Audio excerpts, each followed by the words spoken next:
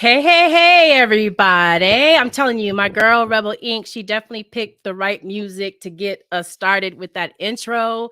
Welcome in, welcome in. I would just want to touch base with everyone, make sure that you can hear me. I have these wonderful headphones on, so I'm trying to have a little bit more control of the production quality here. Dalen, thank you so much for lurking and coming in. Thank you so much for showing your support. I really, really appreciate you.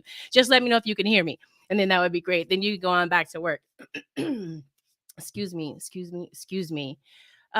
Thank you, Dalen. I appreciate that. Hey, Twitchers, YouTubers, those of you who have joined us on the Inequality Facebook page, welcome to the Inequality Podcast. I'm your host, and I want to say thank you for taking the time out today to join in. I always want to just make sure that you know that any documentation that I'm using here, all of the links, any videos, all of that stuff that I'm using here in the show will be in the chat for you to access directly. If you're on Twitch, the links are live.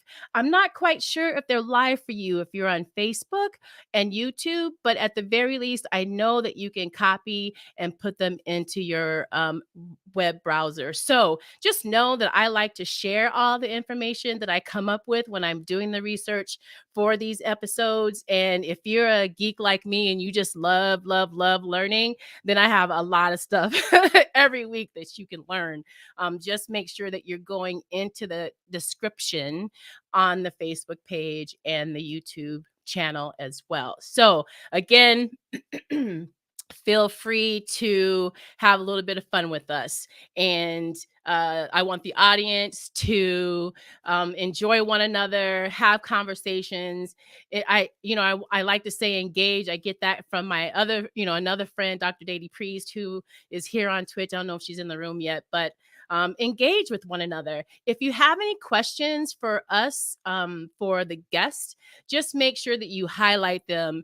If you're in Twitch, just highlight them. Otherwise, if you're in YouTube, that's okay. I'm also monitoring the chat over there, so I'll make sure to keep us all updated. Hello, Bull One fan. It's so nice to see you.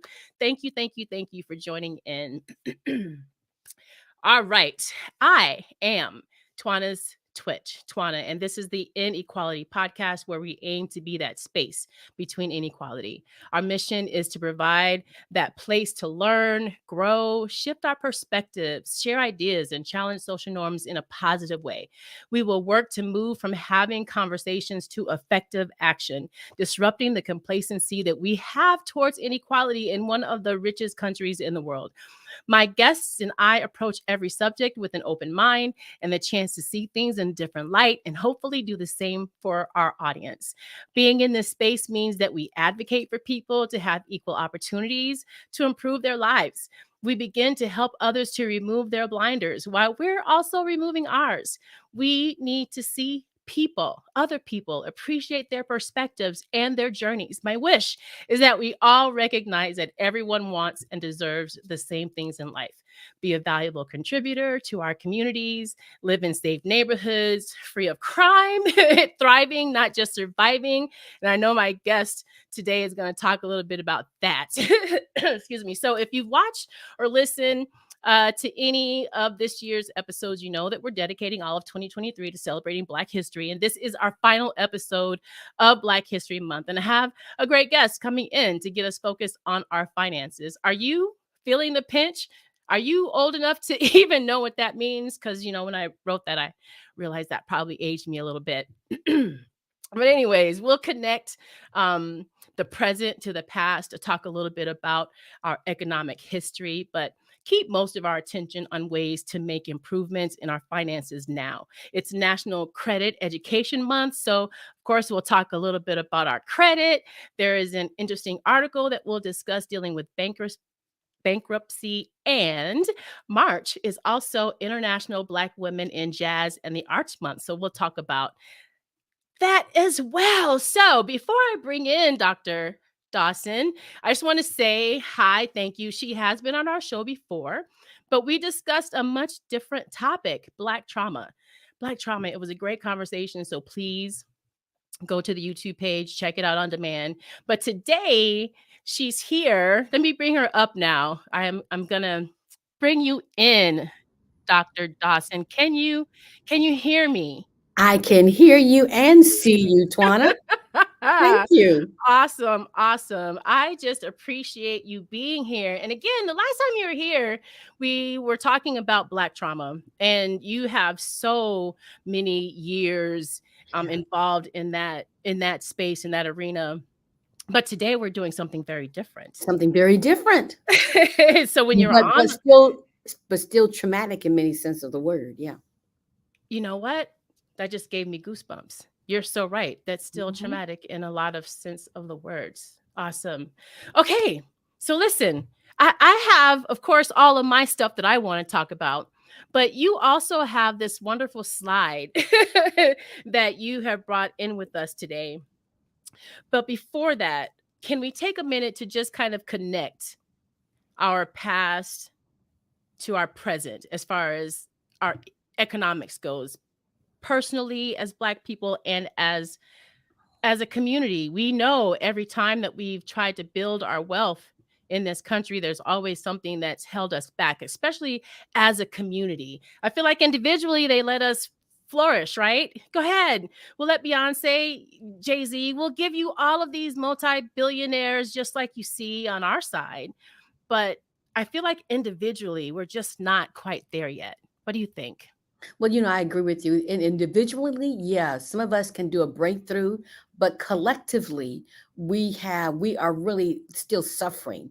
And you can look up the history about the black wealth and what has happened with us over the centuries.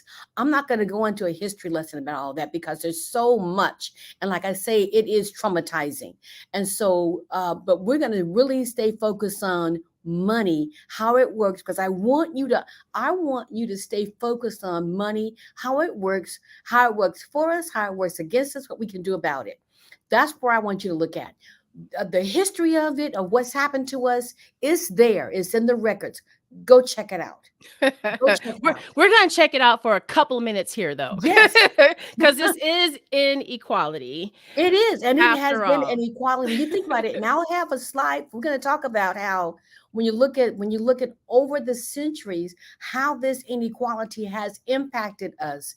Our Awesome. overall wealth is just a minuscule amount of what the overall individual wealth of Caucasians are, even Okay. Hispanics.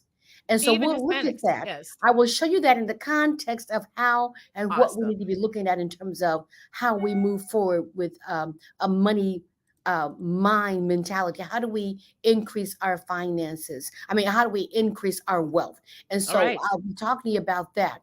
Well, But let's dive in. Let's dive in yes, then. All right. okay. Because we have a lot to talk about. We have a So, lot, and I want you to stop me, Twana. I want you to ask questions. I want to absolutely. pick up questions that the individuals may have. I have a lot of information, but listen, we can make this a part one and a part two. But we because we don't I don't it is not my goal to get through everything, but it's my goal to make sure you understand everything that I'm going to present to you. All right. That's awesome. Let me get this little ticker tape off the bottom of the screen here. I don't know if it's bothering you or not, but it was kind of bothering me. Okay, now I'm good. Mhm. All right. So let's go, Dr. Dawson. Let's just dive in. Okay. You And tell you know me what? what to do. You I'll go tell ahead you and each slide to present. And one thing I absolutely. forgot to put on here, I forgot to put on here my email address so that if Okay. anybody has any questions, they can contact me. So you might want to put that out there so people can, see what my or if I put it in the chat. You can put it in the chat. Okay. Absolutely.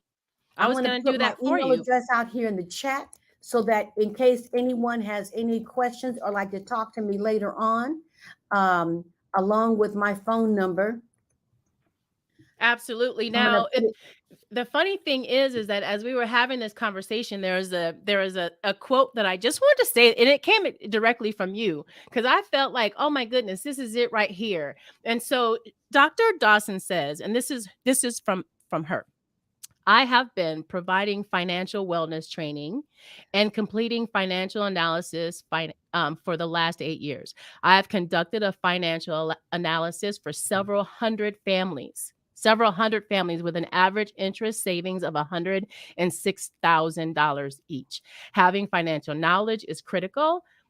Understanding the purpose of money is essential. I got goosebumps when I read that. I'm like, oh, I just have to make sure that I include that as I start and introduce you. So we are ready. We are ready for you Okay. All to right. share All your right. And I love expertise. the fact that you call this feeling the pinch because we have been feeling the pinch. African Americans, we've been feeling the pinch for a long time. Long And so, I time. mean, hundreds of years. And every time we do as a people take two steps forward, there's always three steps back. So progress is slow, but progress is not impossible. Okay.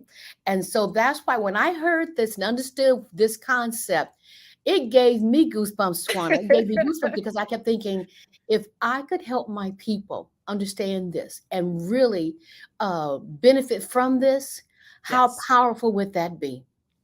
Go the first absolutely. slide. Go the next slide, please. All right, next slide. So this part one we're going to talk about, and there's three parts in here that I'm going to be talking to you about. So I will just kind of stop and recap a little bit. But when it's about what is money, what it is, how it affects us, who has it, and why. Okay, that's what we're going to be covering. And just come. And I want you again to stop me and talk and just talk to me about whatever you think. All right, Okay. next slide, Twana.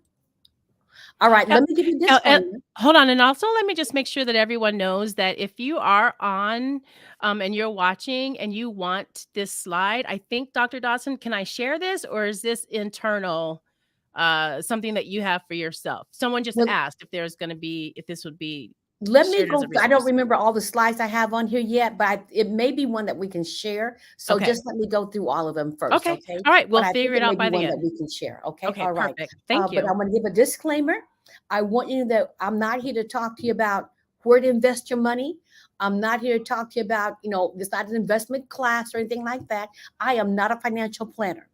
I've just come to understand through massive training and work how to understand how money works and what we can do. And I have a system that makes it beneficial for us, okay, to Awesome. get us out of that pinch.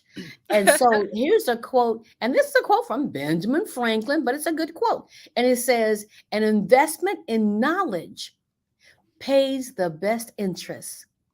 So when you hear knowledge is power, Yes. yes, it pays it. Knowledge is powerful if you do something with it. Knowledge is nothing if you're just going to just hear it and let it go, but it Right. is powerful if you do something with it. Okay. So an investment in knowledge pays the best interest. Yes, it does. Yes, it does. Okay. Next. Next slide. Now, you all know. throughout around the world, the primary there is knowledge. Knowledge is what separates those who have from those who are taken advantage of. Not the have-nots. It Ooh, separates those from those who have from those who are taken advantage of. Those with the advantage and those who are taken advantage of. that's it right Okay? there. So when everyone is financially literate, the playing field is leveled, okay? And it gives everybody the chance to enjoy a higher quality of life and the hope to pursue their dreams. Okay? Awesome. So let me ask you this question. Where did you guys what did you learn about money as you were growing up? And so I have some places like school. No, you didn't learn. You learned how to count money. Yeah, definitely didn't You learn learned from about school. percentages, but Yeah. what percentages are, but you didn't learn about money. When you go to your finance institutions to get loans and things out, they're not going to teach you about money. That is not their job. Their job is to show you that when you have a 30-year mortgage, that house that you thought you're paying $200,000 for, they're going to show you, and this is where the maybe comes in, that it's going to cost you about $400,000 in 30 years. Right. But we don't even think about that. We just think, oh, we bought a house for $200, $200,000. No, you didn't. No, you didn't. That house is going to cost you almost twice that amount. I'm going to Yep. show you all, I'm going to break that down for you. And then with professionals, when you're out there with your financial planners, they're really the ones that should be teaching you some things, but they don't have that much time to teach you all this. That's not their job. Their job is to track your money and see if they can make your money grow, but they're not going to teach you. Right. Where we do learn about money is from our families. If our families were good at handling monies, we learn some strategies from them. If they weren't, we still learn from strategies from them. Yep. So we are what we learned from our families. And I learned my mom was a saver, a saver. I Okay. learned to be a saver. Being a saver isn't a good strategy. Okay. Is what you're going to find out. It's better than not saving, but Right. it is not the best strategy. You want to be Okay. an investor. Ooh, I It want makes my money to make money. You want your money to make money for you. You Yes. want your money to do all that work. That's what we're going to be Absolutely. looking at. Okay. Next slide. Absolutely. All right. That's my goal. I'm ready Yeah, for my money to make money so I can do whatever I want. yeah. And I don't Exactly. have to work. Exactly. Exactly. So some things that we've heard about money, and this is so sad because we've heard that rich people are greedy. Hmm. We've heard that money is scarce. It's like grab it while you can. We've heard that spiritual people don't need money. We've heard that money is the root of all evil. Which is not the love of money, Ah, maybe. yes, yes. True, true, true. We've heard that debt is a fact of life. It is not. Yeah. And we've heard that making money is a crass pursuit, a selfish pursuit. And we've Yeah. heard that if you have money, you must be bad. Also not true. All of these things are negative and not true. These are negative and not true. Okay. So we got to make sure that we understand what we've heard about money isn't the truth always about money. Right. Okay. So think to yourself, what has been some of the things you've heard about money? Okay. And you can put them in the chat. What have you heard about money? Oh yeah. I got a good one right here. Okay. And when you think about what you've heard about money, how does that lived experience show up in you? How's it showing up in you? So you want to be careful about the things that you say and repeat, when you think about it. But I want to hear what you all have to say about what you've heard about money. Okay. I know one of the things that I've learned as I've gotten older, and I'm a very visual person. So when I think about like relationships, I always compare it to building a house because dad's a general contractor. So I understand the concept of building a house. You have to have a good foundation and the walls go up. And then, there's certain things you have to do before you can actually make it look pretty. So there are so many things. And so then when I think about money now, I think about if I hang on to it so tight, how will more get in? Yes. Like if Yes. I'm just And you hanging can't. on to it. Money likes to flow. Money likes to breathe. Yeah. And money likes order. And so when you have that, you can't hold it tight. And it's because it can't flow, it can't breathe. There's no order to it, you know? Yep. You just Yep. got it crunched up in your hand. Right? Next slide, please. Just got it crunched up in your hand. Yeah. So what is the purpose of money? When you think about this, the money does have a purpose. Money has a specific purpose. The purpose of money is to solve problems. That's it, to solve problems. So if you Okay. have a problem, you need something, money is there to solve that problem. This is true. So it is nothing more than that. If you are ill and you need to see a physician, it takes money. Now you say, oh, I got to have insurance. Well, you got to pay for the insurance. It takes money. Okay. If your car Yes. breaks down, okay, it takes money to repair it. Money solves problems. Okay. That keeps That's it what money does. simple. Yep. Plain and simple. Money solves problems. All right. Next slide, Twana, please. So, and not having money stresses the body. Stresses everything. It stresses every facet of your body. As a matter of fact, too much stress in your body. Go to the next slide. Too much stress in your body causes a weathering effect, which leads to an allostasis. Okay, Okay. so let's break this down. It's like being exposed to discrimination when you have a lack of money, which that was the cause of us not having money, is that we were discriminated against and not allowed to purchase, even though, like, for example, at the end of World War II, we had these fabulous Tuskegee Airmen. My daddy was a Navy veteran, and at the end of his time in the Navy, at the end of the Tuskegee's airman time in the military, I mean, flying planes, taking care of the bombers, the B-2 bombers that were flying out there to go drop those bombs and things like that. All the work that they did, they could not come back, number one, and get a decent job. Yeah. Couldn't do that.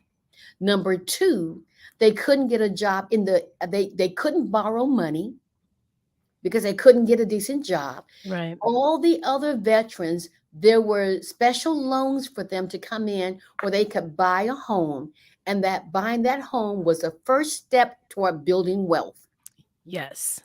And because of that, because they couldn't do that, they were discriminated against.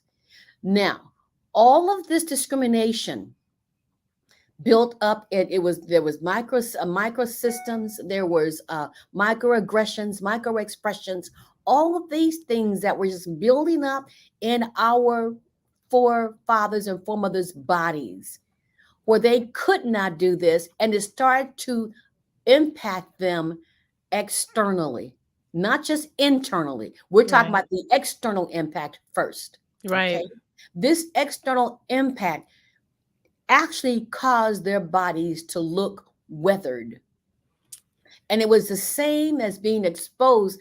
It was discriminating. So everything that they saw, the education, the lack of political involvement and awareness, all of that, of the police brutality, all of that, in fact, impacted them from the outside in. Right. Okay. Oh, And yes. so Excuse me. now you've got people who look older than they are because They've been so impacted, so negatively Yes. impacted. So, for example, Twana, if you take a nice fresh orange, the tangelos out here are just delicious right now. They are. But you get a tangelo, which is a cross between a tangerine and an orange. You get that and set it out, and they've got nice thick skin, and they peel very easily like a tangerine, and they're very, very delicious. Yes, very, But you very good. get this fruit and you sit it out in your backyard. Just let it go through the summer. You don't even have to let it go for a year round, but just in the summer. And we had a harsh winter. I know our winters are, comparably speaking, nothing compared to the winters that people have Right. in the Yeah. Midwest and the East Coast, but they're harsh no less for us. Yeah. You let that piece of fruit sit out there in the summertime. And at the end of the summer, let's say back in September, you go out there. Number one, you might not find it because you won't recognize what you're looking at. Because when Right. you think about it, it'll be all, you think about it going through all the heat. And our heat, we got 113, 115, 117 degrees. Consistently, yes. Yes, out there, and no water coming, no rain, dust, but no rain. I look Or like if a it rock. does, it's virga, which means it dries up before it hits the ground. Yeah. So you never see it. You can smell it, but it Right. doesn't. So Just you got that, and so here you got this tangelo sitting out there, and by the time you got to look at it, it's going to be. Imagine this. It's not going to be bright orange and firm on the outside and soft on the inside. It's going to be black, yes. all dried up. They probably look like another rock. It'll Uh, look, yeah, exactly, One of the Twana. rocks that you It'll have look in your like a rock backyard. sitting out there, Hmm. and it'll feel like that too. And so that's how this weathering effect impacts us. It goes from the outside to the inside. Then you get that psychological and biological response, which is the allostasis, which is the overload of stress. All that stuff coming in now is impacting your body internally, and now is showing up in all kinds of ways. When you have too much stress in your body that you're carrying, this is what happens to you. Your heart is beating at a faster rate. You're breathing at a more shallow pace. Your blood pressure is a little bit higher than it should be. All those things one by one may not be so bad, but when you got them all happening at the same time, our bodies aren't built to carry that kind of stress long term. Right. Short, we all go through stress, and stress is good. There's some good stress. Right. So when you're getting ready to, in the Olympics, when you're getting ready to run a race, you get a little stressed up. Your heart beats a little faster, right? Your blood Yeah. pressure goes up a little bit more. Your breathing becomes a little bit more shallow. All those things are Yep. good because they are It's good. controlled and they're timed. Yeah. It's nothing, it's short term. But when you've got this stuff coming at you all the time, when Yeah. you've got this negative stuff on weighting you down, it impacts your body. Not having the finances you need causes this weight on your body, and it can weigh you down, and it manifests itself with diseases, heart conditions, high blood pressure, Yeah. all of these things, all because we didn't have the finances we need to carry us through like we should have. Absolutely. And it can cause chronic, not just health conditions, but chronic health conditions like Right. diabetes, all these things because it's just too much stress Right. in our bodies. Yes. And Okay. I know that we're working hard because I look at what the median household income is in this country. And then when you think about how much less it is for Black families and We're Black going to look at that. households, oh my goodness, I know we're stressed out We're because, going to look at that. Yes, yes. absolutely. Absolutely. Absolutely. Next slide, please. So if you've never read Heather McGee's book called The Sum of Us, you need to read it. This Okay. is a quote that she says to us, and she says, "Wealth is where history shows up in your wallet." Wow. I love what? Oh my Yes, yes, goodness. yes. And Wealth that is all where that I history just comes. said to you, Mm, all that I just shared with you in that last slide and before and back to the beginning of the program is summed up right here. Wealth is wow. where history shows up in your wallet. Okay? Wow. Yes. Heather McGee. I love her. Awesome book. Yes, awesome book. Next slide, please. Okay, so financial literacy is just, I'm sorry, financial illiteracy is a lack of education about money and finances, especially our personal finances.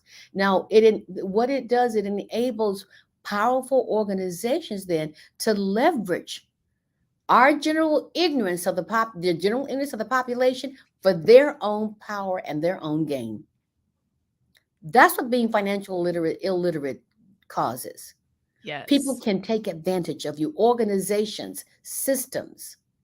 And when we were not allowed to buy homes after serving our country, okay, when these Mm-hmm. organizations, when they did allow a few of us to buy homes, it was always at a higher cost in a lesser community, less established community Mm-hmm. where our kids weren't educated as well. It was always lesser than. And the property typically costs more Absolutely. with higher interest rates, Yes. which means they gained more than we did, Yes. unfortunately. Yes. Next slide, please. Yeah. This is not, this is some serious stuff. When you think about financial literacy for the world, this is the number one economic crisis, is being illiterate financially. 44% of Americans don't have enough cash to cover a $400 emergency. Think about that. Yeah. 44% of Americans across the board don't have enough cash to cover a $400 emergency. Yeah. That's why we have credit cards, Dr. Dawson. Yeah, and then that $400 is going to end up costing you more like $1,200, I if know. not more. But I wasn't that's I was 40, probably 45 before I got my first credit card because I uh-huh. refused. Like, why am I going to pay you to borrow money for something that I can't afford? Like, if I can't afford to buy it, I'm not going to get it. And that's how I thought about credit. And I did not have a credit card until I was well into my 40s. And see, and Well that's a into my great 40s. mindset. Unfortunately, now people don't think like that. Now, I know I didn't think like that when I got a first credit card. I went nuts when I got my first credit card. I had never had it. I had a $500 limit on this credit card it was a card for, if you guys remember, Montgomery Ward's Oh, yes. $500 limit. And I went down to Montgomery Ward's and that thing came in.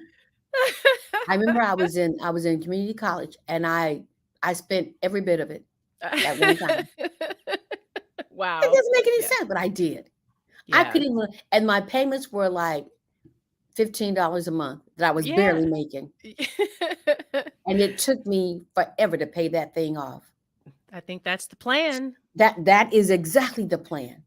And it's like, and I didn't understand about money until I was 30 years old.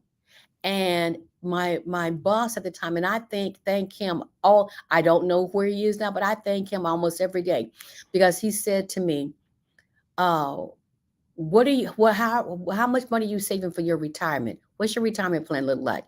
And I said to him, I'm 30 years old. I got a long time before that happens.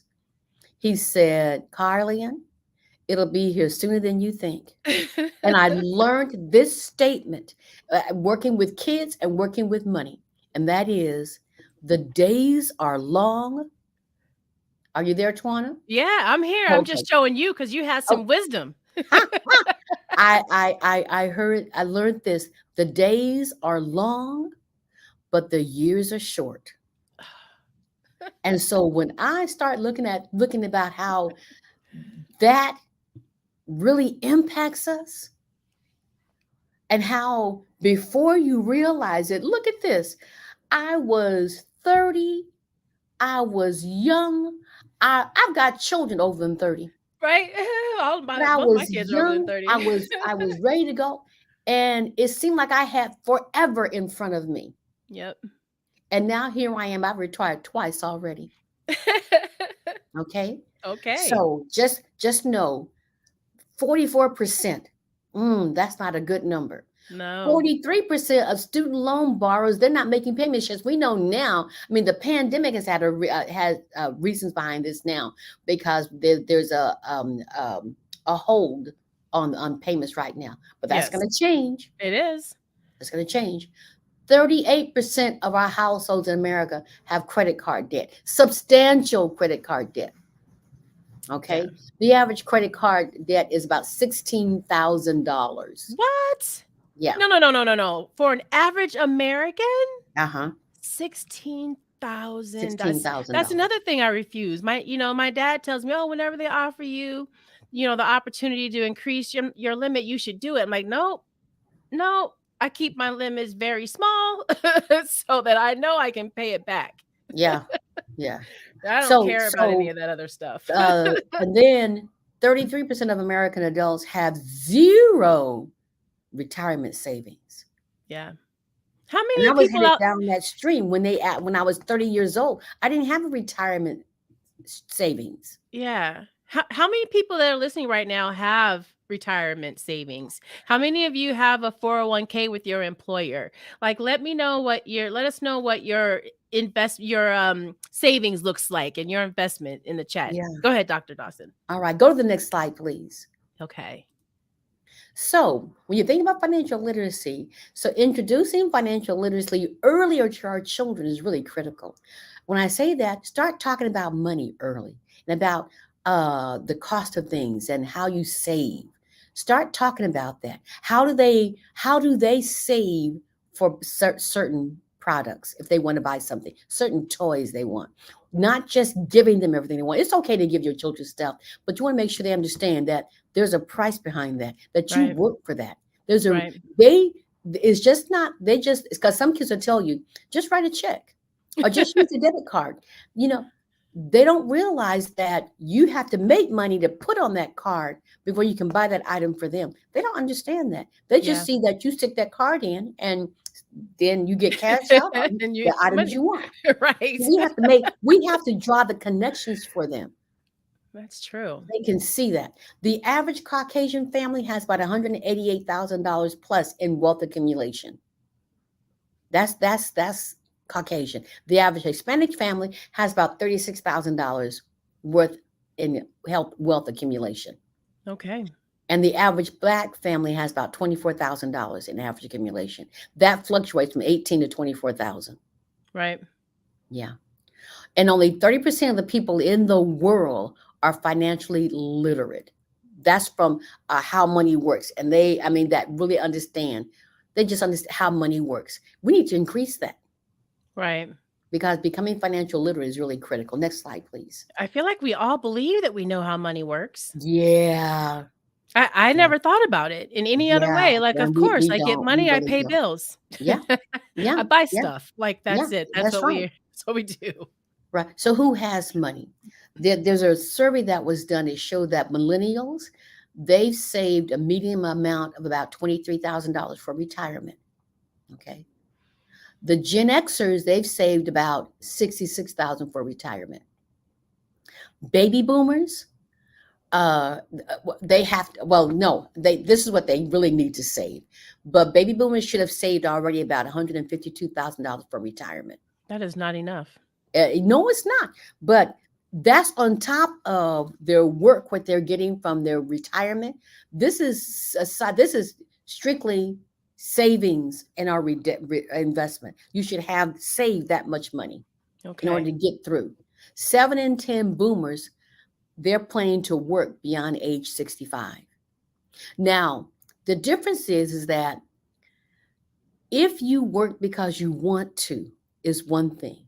But if you work because you have to, Right. it's totally different. Totally different thing. Totally different. Yeah. Next slide, please. So how we think about money is really important.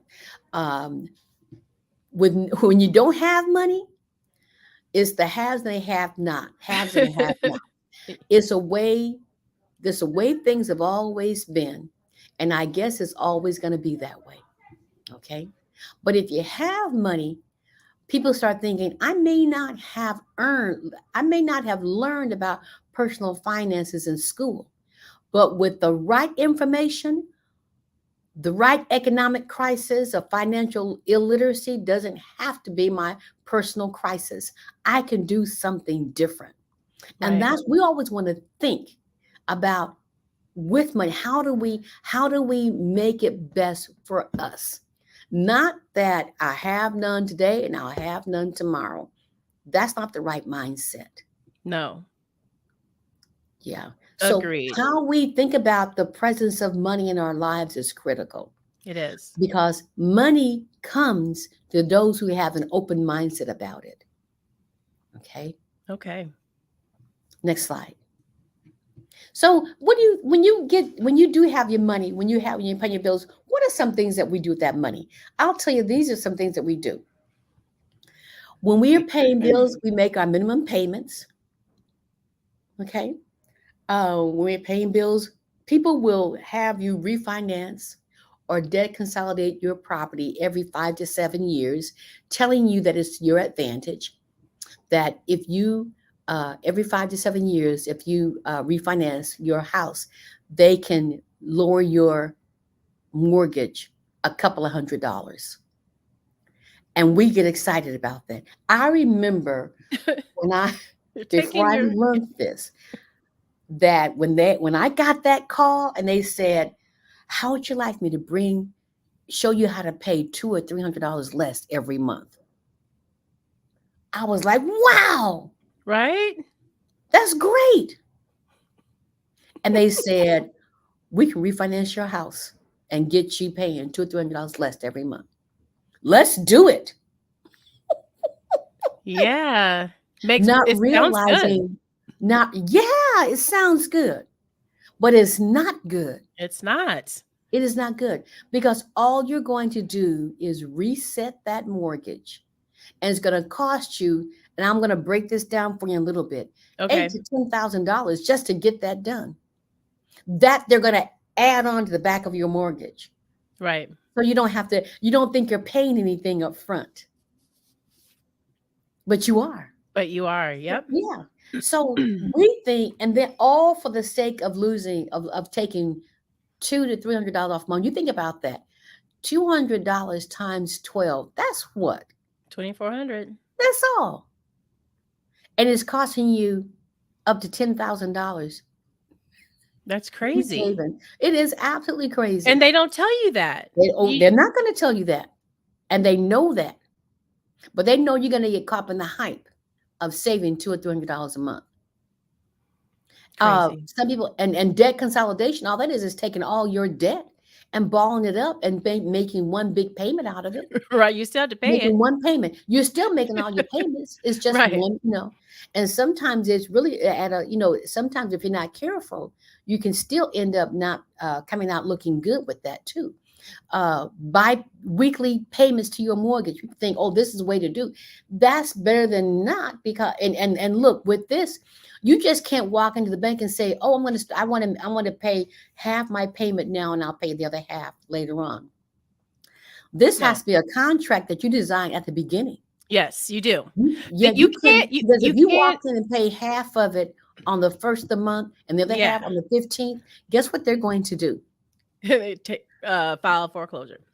Well, no, they won't file foreclosure right at that moment. But what they're going to do is they're going to wait for the 15th when the other half comes in, and then your payment will be made. So, but that first half of the payment that you make, they're going to take that money that you have, in which they do this to all of our money, and Okay. they use it to their advantage, because we signed a contract with them saying in the fine print that they can use our money every day. They take the money that we have in the savings account and they send it overseas or wherever they're going to do, make the investments for us overnight, make money off of our collective funds, Mm-hmm. put our money back the next day, and is ready for us to go. That's why if you have large sums of money in the bank, you have to call there before you go and get that money out. You got to call and tell them. because they're using Yeah. your money. They need to know how much to have for They you, need to know right? how much to have there for you when you need it. So these biweekly payments is not the end all be all. Okay. It's got to be something that you've established, and not only that, how much is going to take off in the end. Overall, it'll take off 5 to 7 years. Okay. Overall, so you think Okay. 5 to 7 years is better than 30, but that's not the best still. Okay. And some of us go out, we want to make more money, so we do more job. And when you're making more money, you're spending less time with your family. And Paying more in the end taxes. of life, Yes. when you look at it, everybody always goes back and says, what is that? When you're able to answer the question, what is it you wish you had done more of? And that is, they would say, spend more time with my family, Yep. not make more money. Right. That's never No, the that's answer. not, yeah. No. So, sending extra money to principal, again, another good idea. But if you're not telling them that, I remember for 1 year, I was paying a car that I bought years ago. This is in 98. I was paying this car off. And for a year, I put in an extra payment on this car. I would just send it to the credit union. And I went there with that end of the year, and I'm looking, I said, can I see what my balance is right now? Because I know what I had keeping track of. But when they told me when they told me that my balance was almost the same, it was just, like 1,000 or 2,000 shy of what it was to begin with. Okay. Because I didn't tell them to apply it to the principal. Oh, And if so you don't you're tell yeah. them to apply to the principal, they apply it to the To loan. the of Just to the course. loan, yeah. And so Yep, of so course. it is to the interest and the That end. You know that. yep, that That's not benefits good. them. Right.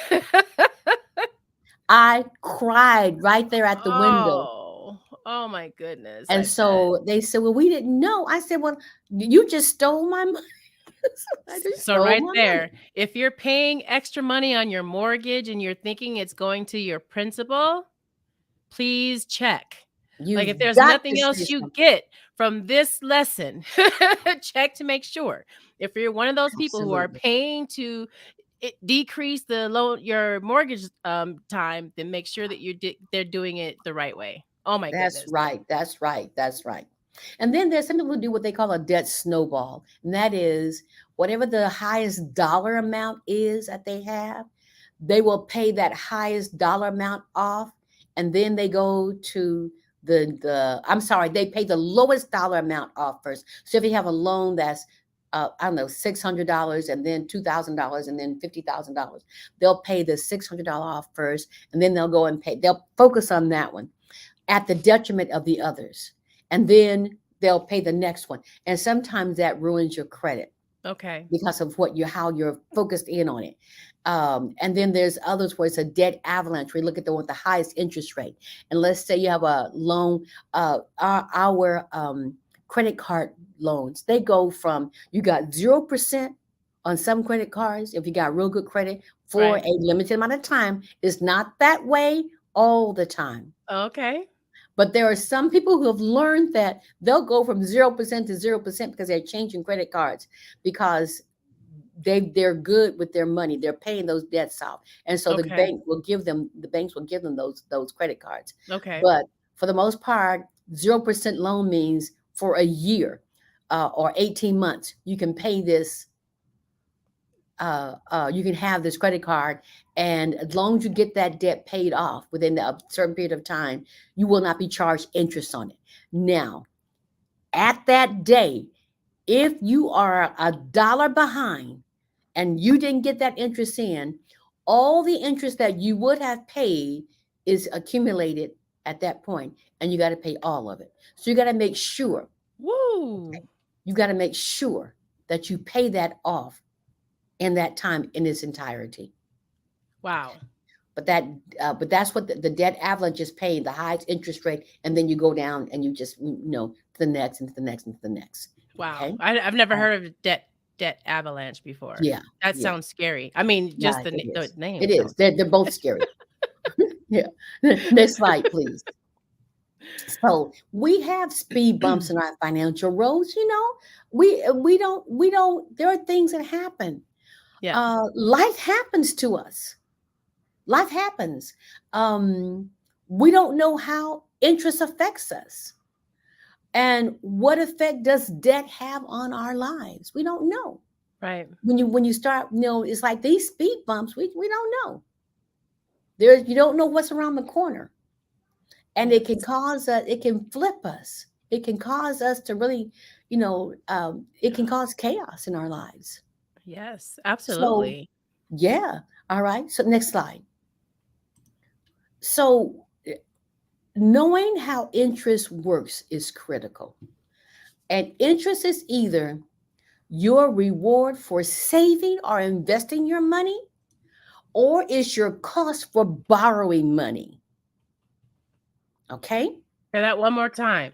Is your reward for saving or investing your money, or interest is your cost for borrowing money. Okay? And Yep. there's two types of interest we're going to talk about.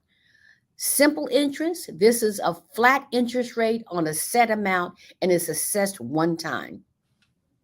Like sales tax, the percentage on your sales tax. Okay? One-time assessment. You're Right. done with it. Right. Compound interest is assessed at regular intervals on a total amount of money, like a compounding interest of 1% on a savings account. That's good. So you want to, it's like every time you put in that some more money, that 1% interest rate is compounded against that new amount, The new amount. that Absolutely. increased amount. Okay. So you can either, and then the likewise happens on when you're paying off something. The compound, the money is compounded on the remaining amount. Okay.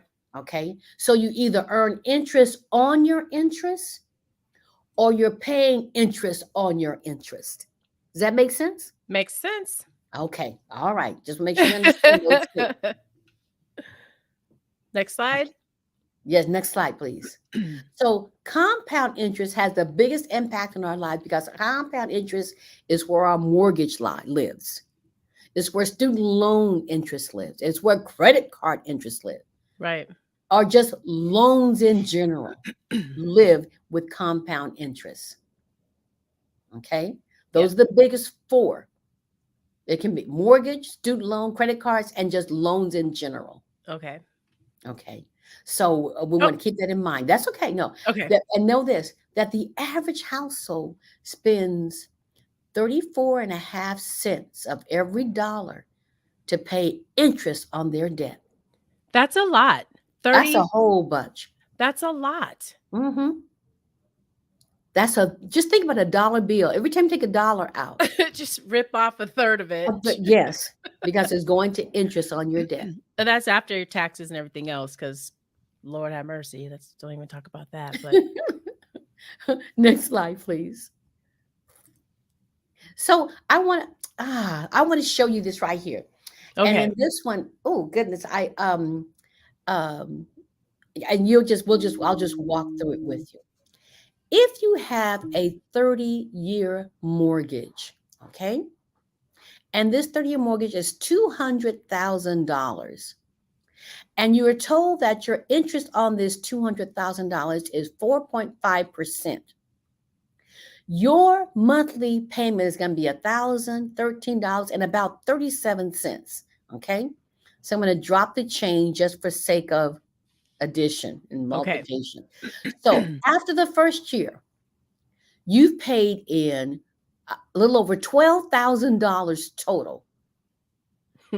8,900 of that money went to interest. Yep. 3,200 went to your principal. So they said it was a 4.5% interest, but you really end up paying like 73% interest on that Wow. in year one. Wow. In year two, 20 gets a little better. You're going to pay $8,700 towards your interest and about $3,400 toward the principal. So it goes down a little bit. So it's about 72% interest. Okay. Now, just think 20 years down the road, all right? Yep. You paid in 20 years. After 20 years, you paid in $243,000. And after that, you think about this. You borrowed 200,000, you paid 243,000, but you still owe almost half of what you borrowed. $97,000. Oh my goodness. Think about that. I just want you to think about that for a moment. I think about that a lot. Yeah. I think So, about that a lot because I've owned a home and I've not owned a home. And so you always are wondering what's the best, owning a home definitely does help you build your wealth. There's definitely more reasons to own one than not, but this is the kind of stuff that makes me think, do I want to buy a house again? Especially because I'm so old already. Older. I don't want to say I'm so oh, old. but listen, and I tell people don't, because there's a way, and I show people how to get out of this, Okay. how to change this. Yeah, and I'll tell you guys that in the end. But Okay. there is a way. Let's go to the next slide, please.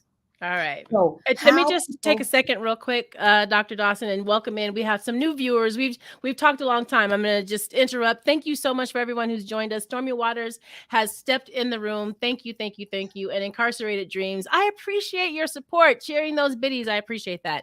I do not have a mod, so I don't have anyone putting all the chat commands when people do stuff for me. So I'm just going to say it out loud. Thank you so much for your support. And I mean, anyone who wants to come and mod for me, please let me know. I appreciate it. I am shamelessly plugging that I need some help in my chat. Okay, Dr. Dawson, let's get back to it. Okay. So how we leverage our money? How do people leverage their money? Let me show you this. Just a little example. When you refinance, I told you earlier, I said, it costs somewhere between $8,000 and $15,000 for you to save between $100 and $300 a month. Okay. Right. So long term, it can cost you $20,000 to $50,000 in payments. Your return on your investment is going to be a negative 358% over 10 and a half years. Was this really a good use of your money? No. Uh-uh. Look at this. You can invest $1,000 and then save $100 a month with that investment. Okay. Over 10 and a half years, you'll contribute $13,500 at a 6% interest rate. That'll give you $19,386. Your return on investment is going to be a plus 43.6% over 10 and a half years. That's Yes. a better investment of your money. Definitely better. Oh Uh-huh. my goodness. Or I could show you how you could save 20 years of payments of interest payments and save $106,000 in savings, in interest savings. So, and you think about it, this is a better investment with your money, a better use of your money, Okay. because now you're saving years and you're saving money. Okay. Okay. All right. Saving years and saving money. And that's what you want to do. Yeah. Saving time and save money. Okay. Next slide, Yes. please. So, student loan debt. Now There are, this is more of something that we all have because I think about mortgage payments and I understand, especially Black folks in this country, what I think we have a 24-25% homeowner rate. Like we don't all own our homes, unfortunately, but we all have student loan debt. well, a lot of us do. A lot of us do have student loan debt.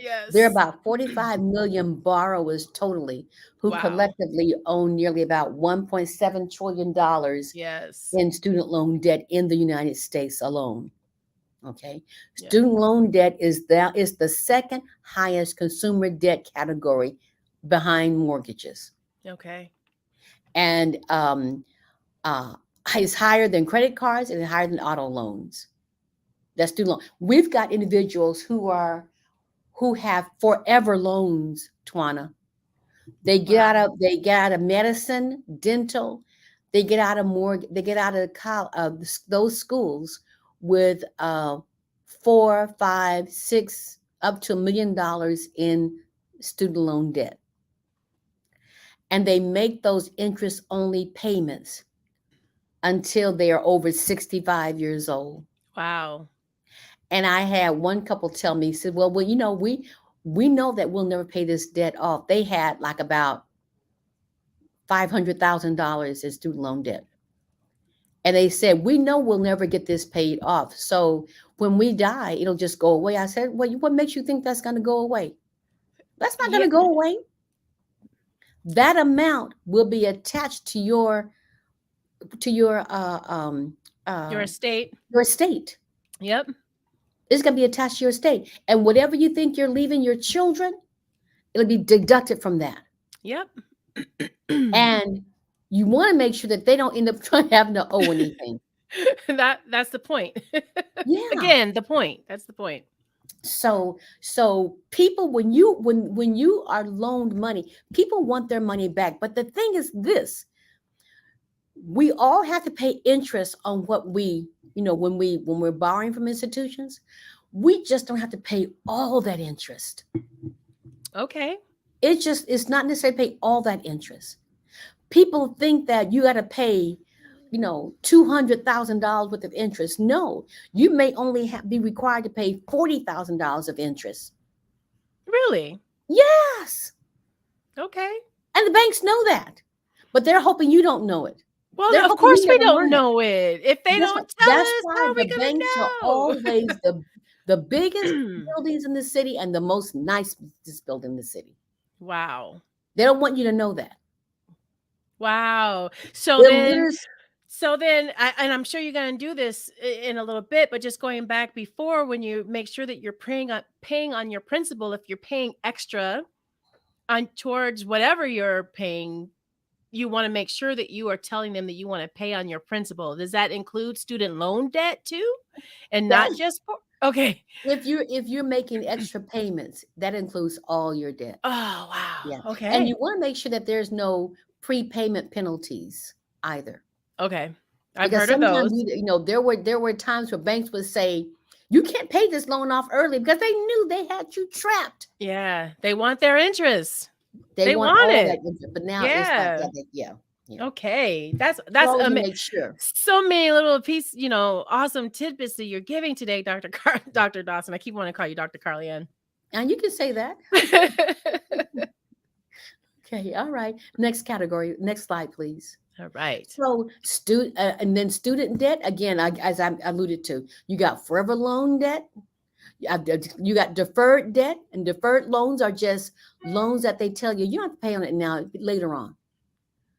Later on does not mean infinite into infinity. It just means that later on is always going to come at a time where you're not ready for it. Absolutely. And then loan forgiveness, you want to be careful about loan forgiveness. Loan forgiveness is never really loan forgiveness. Now, except for like if you are, sometimes you get loans forgiven when you work in certain areas. They'll take out so much money from your loans. But remember, that money still has to be accounted for. Okay. So it's going to be accounted for as income. Okay. It'll be accounted for as income. Right. So there's some tax implications there. Yes. Okay.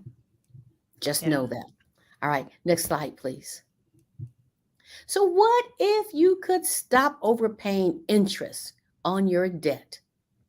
What do you think life would be like?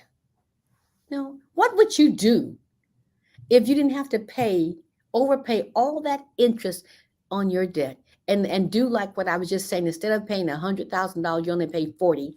And how would life be different for you? Being able to keep $60,000 of your own money. You would be able to start your own business or make sure that you have savings for your kids to go to college. There are so many things you can do with that. So much you could do. That's right, Tawny. So much. Hi, Carolyn. Auntie Carolyn's joining us. Thanks for coming in. Next slide. All right. Okay. I love this exercise. Let me tell you, when I was I'm dating myself. When I was in the 6th grade, my teacher gave me this, and some of you may have heard this already. My teacher gave us this project to do. He said, and I call it the lowly penny. He says, which would you choose? $1 million today or a penny today doubled for the next 30 days without, what, and what would you say, Twana? Well, it looks like it'd be better to take the million, but I feel like that's not the right answer. It's like the lottery thing, right? Do you take the payout or do you take the payments? Yeah, I don't know. Right, right, right, right. And you're right about that. It because when I in the sixth grade when they said this, everybody in the classroom said, "We'll take $1 million," except for one girl. Right? And Who we knew said, how to "Well," do the math because faster he than kept head. saying, "Do the math, do the math." So we sat down, and I mean, we're anxious. So you got one penny today. We had a calendar. I had one penny today, two pennies the next day, four pennies the next day, eight pennies the next day, 16 pennies the next day, 32 pennies the next day, 64 pennies, and we got down to a week. And I'm like, hey, this ain't gonna do nothing. Say, I got 64 cents. Ain't nothing gonna happen with this. But keep doing the math. Keep doing the math. At about I think it's around the 20th day, it may be, is when stuff breaks loose Right. because it's doubled. And if you get, let's say, 300, I'm just making this up, guys, because I don't have my calendar in front of me, but let's just say it was $300,000 on the 20th day. And so $300,000 on the 21st day is going to be $600,000. Yes. $600,000 on the next day is going to be A million. $1.2 million. Yes. You've Yes. already on the 22nd day gone past Yeah. where you would have been for the whole month. Yes. So, and it just doubles after that. Right. So that's what you have to look at. Yeah. You And know, that's how the rich keep getting richer and we keep staying where we are because they have that money that doubles. Like that you have to get absolutely. to the part where when your money doubles, it's like, Yeah. "Oh, yeah, that my money doubles." Do you Oh know what I well, mean? we're not finished talking about this money doubling. But I have to tell Okay. you, when I was a principal, I was a high school assistant principal. Then I became an elementary school principal. And when I was in the high school, when I first started there, I would walk down to the common area, they called it. And one day I walked down there and there's all these coins are on the floor. I said, "Oh my gosh, somebody dropped their money." So I bent over and I started picking it up. And the kids were sitting around. I thought, I don't know why these kids haven't picked these coins up. I picked them all up. And I noticed I was picking them up. They were kind of, joking each other, kind of joking, Right? pointing at me. And so I ignored it and I picked it up. And I had a handful of change. And so I walked back. I said, "Anybody who dropped this?" They didn't claim it. The next day I go down there during lunchtime and there's money on the ground again. Hmm. I said, "What is this?" I picked it all up again. I said, "Who keeps doing this?" And they're laughing because I'm picking this money up. I took it back. I said, "Okay, if y'all go throw away money," I said, "then I'll keep picking it Right. up." So I'll I keep went back. picking it up. I brought a jar to school and a quart size jar. And Okay. I started dropping the money in that jar. Do you know how much change you can hold in a quart size jar? Yes, enough to spend have enough money to spend on a cruise because that's how I save for my cruises every year. Absolutely. And it's like you can get that's hundreds of dollars you can have in there. Mhm. And so I'm like, wait a minute. And I tell you, these kids now I had a couple of kids that would come to the office and they say, "Dr. Dawson, do you have $1 I can borrow for lunch?" I left my And so the first day I gave somebody I said, "Okay, here's $1." She said, "I'll bring it back tomorrow." Well, tomorrow, you all know tomorrow never Never comes, comes. right? So, but anyway, this same girl came down one day a week later and she says, I left the house and I forgot to put my money in my purse. Do you have a dollar? I said, sure, there's a change. I had the change jar right there on my desk. I said, take out what you want right there. She looked at that change jar and said, never mind, and What? walked out. Every kid that asked me to borrow money, they said, you don't have a straight dollar bill? A straight dollar bill. I said, no. If you want, there's some, you got a dollar right in there, find it. I only Yes. had one child that they were hungry that took out 4 quarters. Yeah, if you really want it, right? But the rest of them, they would say, and they stopped coming to me asking me for a dollar. That's funny. So and I was like, I didn't understand mentality, but people don't understand. Pennies make dollars. Absolutely. They used to teach us that in school. I don't know what they're teaching our kids anymore. Yeah. I They don't don't want to know. pick up. They don't want the change. They don't want the change. Next slide, Yes. please. Yes, and DJ D man, welcome, welcome, welcome in, welcome in. He just commented that his grandmother would stop him dead in the middle of the street to pick up a dime she saw in the crosswork. I do that to my kids now. Money is Yeah, money, money is absolutely. money.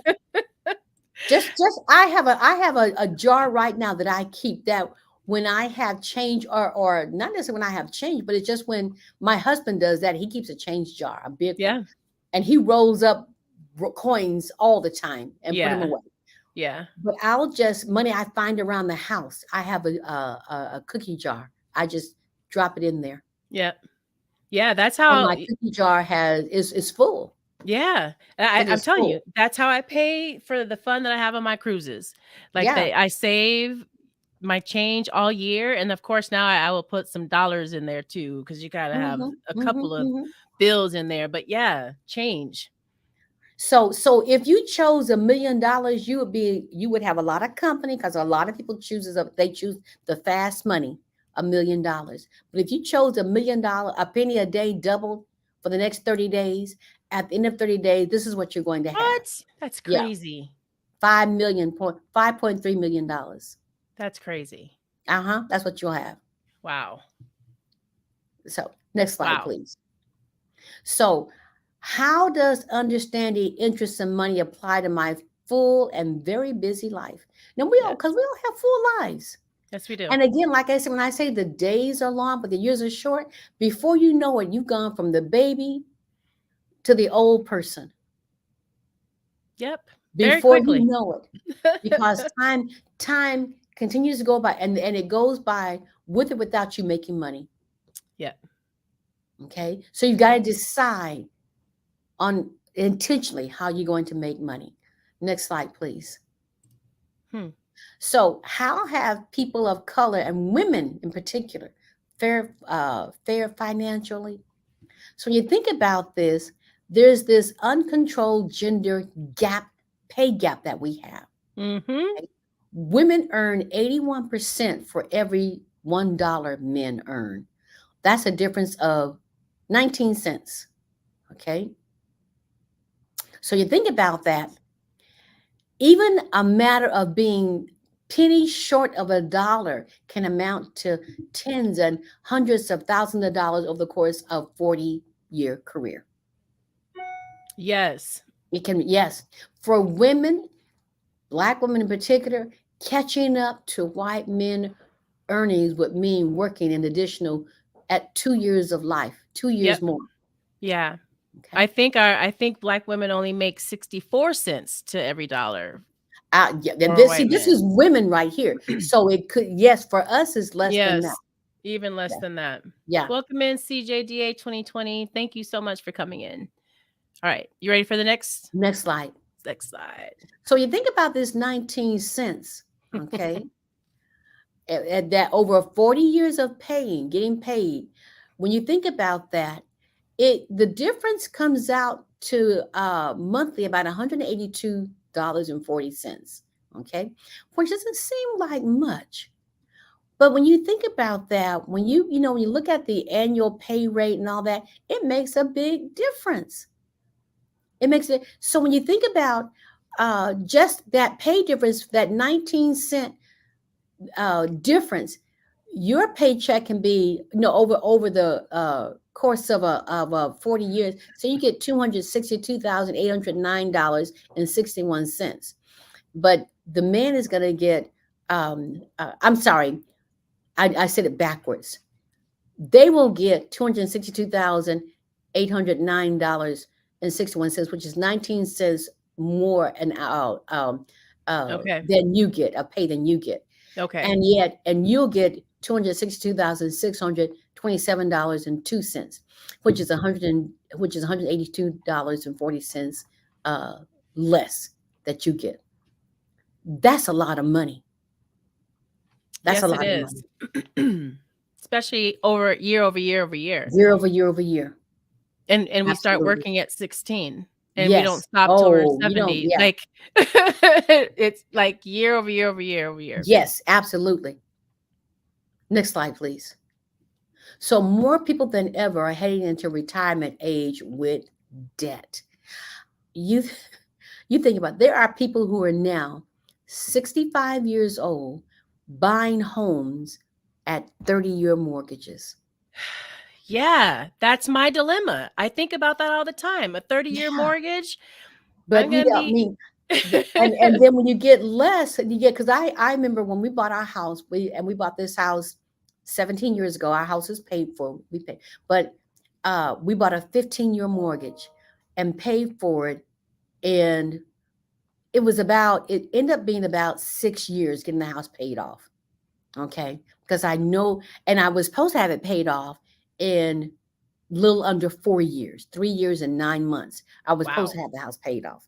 But what happened is we have a daughter that's sick. She has MS.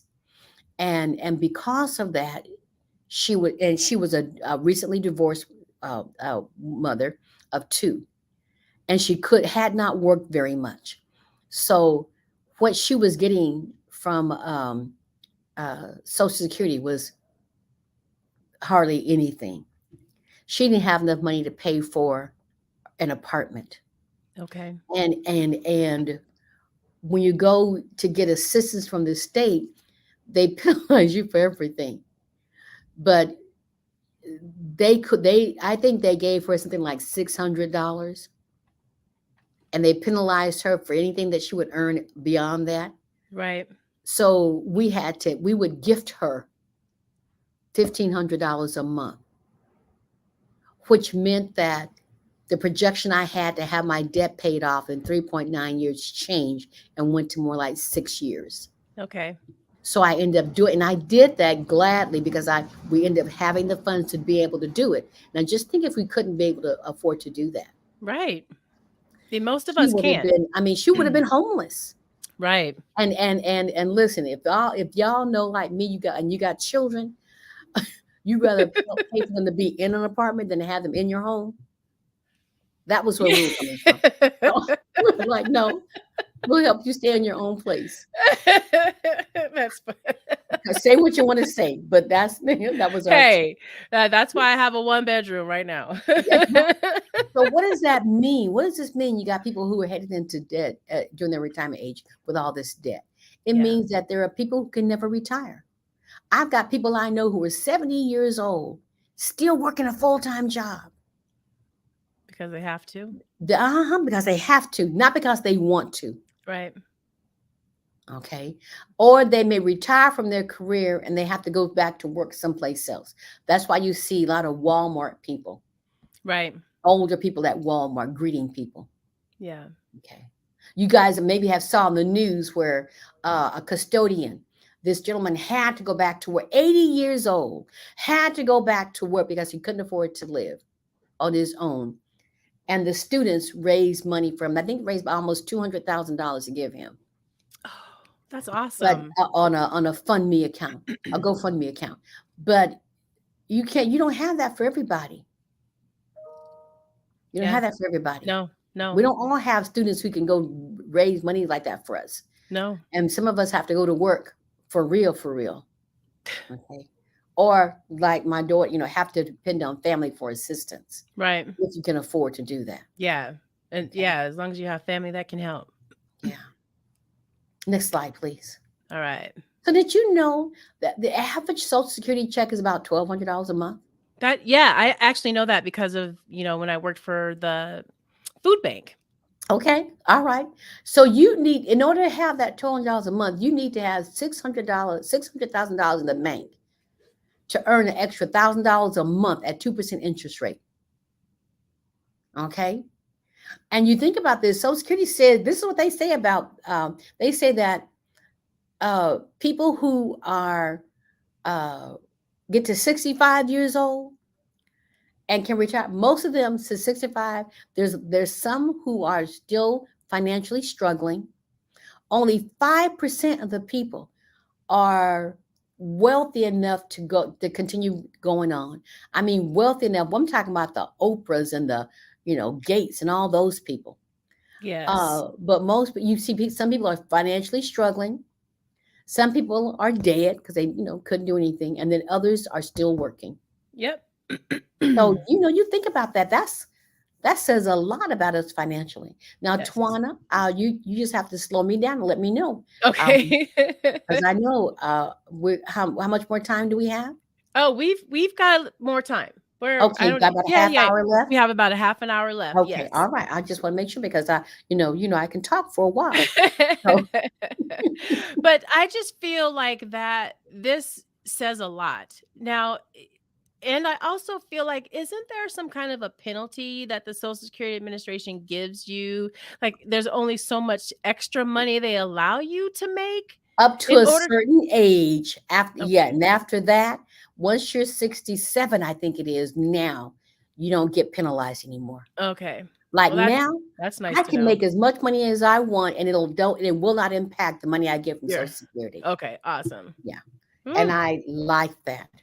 yeah. Yeah, Yeah, but we don't want young people to depend on Social Security when they get our age. We want to make right. sure that you're taking the opportunity to become financially literate so that you Yeah, know yeah, what money is and how it works. yeah, And yeah, and actually stop and think about that, cuz I've not stopped to think about that, which is yeah. probably why, you know, Yes. I'm not a millionaire yet. However, Yet, I'm glad you said yet. I'm glad you said yet. Because yes. when you've worked, you will have monies come to you from Social Security. You won't get that. Let that be like the extra. Right. That's your travel money, or you're Yeah, spending money yeah, when you're yeah, traveling. yeah. Financial illiteracy, again, is a lack of education about money and finances, especially our personal finances. And it enables, again, those organizations to have control over our ignorance. It's Yes. for their gain. Yes. That's what it does. Yes. And The I just have banks love it. they do. And I have, maybe can I want to show this video real quick. Okay. I know we're right in the middle of this, but this is something that I found about our credit agencies. Okay. Go right ahead. Um Oh, it's the 60 minutes. Let me show this, because I think it's so important that you point that out, because these powerful organizations have absolutely no interest in helping us get better with our money. All right, so here we go. In an age where much of what goes on in our daily lives is monitored, collected, and sold to interested parties. Our driving records, our medical history, our internet traffic, and most importantly, our credit information. I'm not going to play this whole A mistake thing. on your credit report can cost you money. It can increase the interest you pay on loans, prevent you from getting a mortgage or buying a car, landing a job, or getting a security clearance. It's not uncommon. And as we first reported in February, a government study indicated that as many as 40 million Americans have a mistake on their credit report. 20 million have significant mistakes. Our own investigation of the credit reporting industry shows that those mistakes can be nearly impossible to get removed from your record. Consumer credit reporting is a $4 billion a year industry dominated by three large companies: Experian, TransUnion, and Equifax. They keep files on 200 million Americans and traffic in our financial reputations. They make their money gathering information from people we do business with and selling it to banks, merchants, insurance companies, and employers. And they use it to make judgments about our creditworthiness and reliability. But now the reliability of the industry is being questioned in an 8-year Federal Trade Commission study. John Leibowitz is the chairman. Here's what we found. Some pretty troubling information. 1 out of 5 Americans has an error on their credit report. And 1 out of 10 has an error on their credit report that might lower their credit score. I'm trying to think of another industry where a 20% error rate would be acceptable. That's a pretty high error rate. It's a pretty high error rate. Right? That's like a pretty high error rate.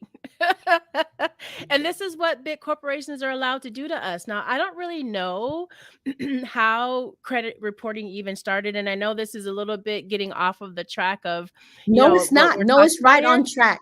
Yeah, no, it's right on track. But it's just amazing that they can make money deciding if our creditworthiness is good enough to have a better life, I guess is what I'm trying to say. Yeah. It is amazing to me. And the worse it is, the more they make off of you. So the less money you make, the more money they make. Yeah. And that's why we really should treat our credit report, our credit number, like gold. We should really, really guard that thing. Yeah. In this country anyway. But Yes. I know enough people with money, Dr. Dawson, who tell me that credit, once you get so much money, credit means nothing. Because you have that's enough true. you have don't enough have to- money. you don't- Yeah. You don't need it. You don't Right. need it. Yeah. Absolutely. Next slide, please. All right. So the purpose of money again, people with little money believe the primary reason is to work, is to earn it, to pay for stuff, their current living style, their current lifestyle. They think, I just got to work and earn and live and be the way I want to be. But the people with money believe the primary reason is to work, the primary reason to work is to earn money, to invest, and to create passive income streams so they can win the money game and become financially free. That's what they Yes. want to do. So we got to learn to make our money work for us. I remember watching years ago a Bill Cosby sitcom. What was that called? The With all Cosby the Show? kids. Huh? Oh, Fat Albert. No. He had his children and he was married to Felicia Rashad. That was the Cosby Show. And you're talking Yeah, about the Cosby spinoff? Show. Yeah. Did you say that already? Yes. Oh, I did. I didn't hear. Okay. The That's right. Cosby Show. And he was talking to Theo in there, and Theo was having this really serious conversation. And so his dad, Dr. Huxtable, asked him, are you working for your money or is your money working for you? And he was still working for his money. He said, only when your money is working for you can you come and talk to me. You don't have any money then. So we need to have that mentality that we need our money working for us. Yes, absolutely. We work too hard for money to play with it, to throw it away, to mess it up. Right. We've got to, if you do nothing else, saving money. I believe, in giving myself a tithe. I want to tithe, and I can tithe anywhere from 10 to 30% of my income. Tithe it for me. Right. I'm gonna give it to everybody else. Why can't I give me and bill myself? I feel like we have to. Yeah. That's why we work. You have to pay yourself first and give yourself some money so that you can set it aside and become who you want to be. Absolutely. Create Next the slide, life that please. you want to live.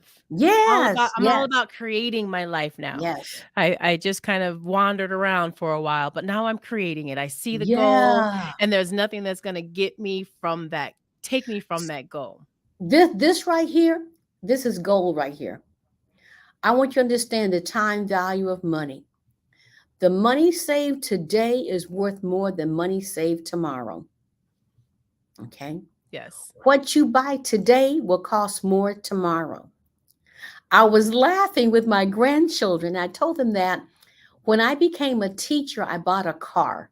I bought a brand new Nissan Datsun. Twana, you might remember that car. I think I do. It was blue. It was brand new. I paid for that car, and I'm going to tell you, it was a 76. So it was a 1976 that I bought Oh, no. brand new. Oh, I don't know if I knew you yet. Thank goodness. But I was driving it. I was driving it when I saw you, met you. But I paid $5,000 for that car. I paid $5,000 for that car. Wow. I went to look for a car, and the car I was looking for was in the Toyota family, but that car, brand new, was $59,000. Wow. It just makes no sense to me. That's definitely a big What difference. I paid then, I could not pay tomorrow for a I don't car. think you can pay. I don't even think you can get a used car anymore for $5,000. Not after the pandemic. Man. But so what you purchase today may be out of reach tomorrow. Yeah. So it's important that you make wise investments with the money you have today. Absolutely. With the money you have today, what are you going to do with that money? Okay? Yes. Buying land, buying something, making the investment today. If you've got the foresight, buy it today, because tomorrow it'll be out of reach. Absolutely. Okay? All right. Yes. So why does everyone want to make it easy for you to spend your money? Because it's going into their pocket? Yes, because they want it. And they Right? want it all. And they want it all now. Yes. They want all of your money. Yeah. And so the money you put to work today has potential to earn more interest than the money you put to work tomorrow. Absolutely. That's the other part of it. Okay? Yes. So that time value of money is gold. I'm telling you. That is gold. It is. It is. And to understand that is critical. That's it. It's the understanding. Next slide, Twana. So right. No matter how much money you can save or invest, if you're still paying on debt, then the most saving or investment gains, the interest earned, will be far outweighed by the debt loss, the interest paid. You can never out earn the interest you pay on your house, on what you're paying on. Okay. You've got to make sure, if you are paying, you want to make sure that you have no debt, so that the interest you earn is clear, is free, is wealth building. Okay. Because as you're paying off the debt over here, you think, as you're earning interest over here, you're paying credit card debt over here. And this is what I run into people, and unfortunately, people who look like me get caught up in this. They get caught up in this. They think that they'll say, for example, I've got $5,000 in the bank. And if they were told, I can help you get out of debt. This $5,000 you got, let's take it. You owe $5,000 on this credit card. Let's put it on that credit card. No. Let's pay that off, right? Let's pay it off right now. Yeah, that's yeah. No, they'd rather have the debt and have the savings. No, they want to hold on to the money. Right. They want to hold on to what they think. And this money they're getting less than a percent of interest on. Right. While they're paying up to 30% interest on that debt. On that debt. Yes. How do you not? And they didn't. They don't Connect see the it connect the because dots. this is, I've earned this cap. See, that's where our illiteracy, financial literacy comes in. They think I've earned this $5,000, they know how long it took them to get that $5,000 there. And this credit card, they know that it took that. Hey, it was fast. I just one day, and there it is. And they pay it off, and they keep it paid off. They don't want to lose that cash because they think they've got real cash. They really don't. They really don't. You really don't. They really don't. Because I make sure I do that. And I'm one of those people that I will take all of my money out of my account and not all of it. Don't get me wrong. But I will much rather have my credit cards with no money owed than having it sitting in my account and using my debit card. Yes. So I will put that money in my credit card because at least that's paid off. And if I need to use the money, I still have it there. You still have it. Yeah. If you have an emergency, you still have it that you can use it. Yes. But, and the interest will be less. But people don't understand that. Yeah. So, yeah. I'm talking to you and I'm getting goosebumps because I really feel like I'm doing all the right things. Now I just have to make sure that I'm being intentional. Like what you said that earlier, being intentional about what you're doing with your money. And so I'm at that stage now because I feel like God's worked with me for a long time here. I'm very stable. I'm more secure than I've ever been in my life. And so I'm like, okay, it's time. It's time to figure out how to set that foundation because next year is my millionaire year. It just is. So why not this year? Why not this year? I don't know why not. No, yeah. This year. Okay. I'm just building the foundation this year. Clear the air. Get it out. Okay. All right. This year. So next slide, please. All right. Okay. The first step toward financial security is eliminating your debt. That's the first step. And I know that's very difficult for some people, but I'm going to show you some things. And again, you got my email address there. You've got my phone number. Tell me your email address again. Let me put it in here real quick. My email address is carlian.dawson@gmail.com. Okay. All right, I'm just putting it in again. I was looking for it earlier. Okay. I know you put it in earlier. I wanted to put it in again. So if you're out there and you want to reach out to Dr. Dawson, she is available for you. She does all of this for free. I do free financial analysis. Financial analysis, so I can tell you what your debt looks like. Now, I don't help you clear up your right. debt. I'm not a financial planner. No, I don't do anything like that. No. But I will show you if you've got debt, as long as you're not underwater, I can show you how long it will take you to get out of debt with a free financial analysis. Okay. Awesome. You'd be surprised. Next slide. Oh, let's again looking at this slide here. When it comes to trying to pay down a 30-year mortgage, this is just a different view on it. This one's at 4% interest for 30 years, and you see the amortization scale that's there, and how much you're paying. But you think about this.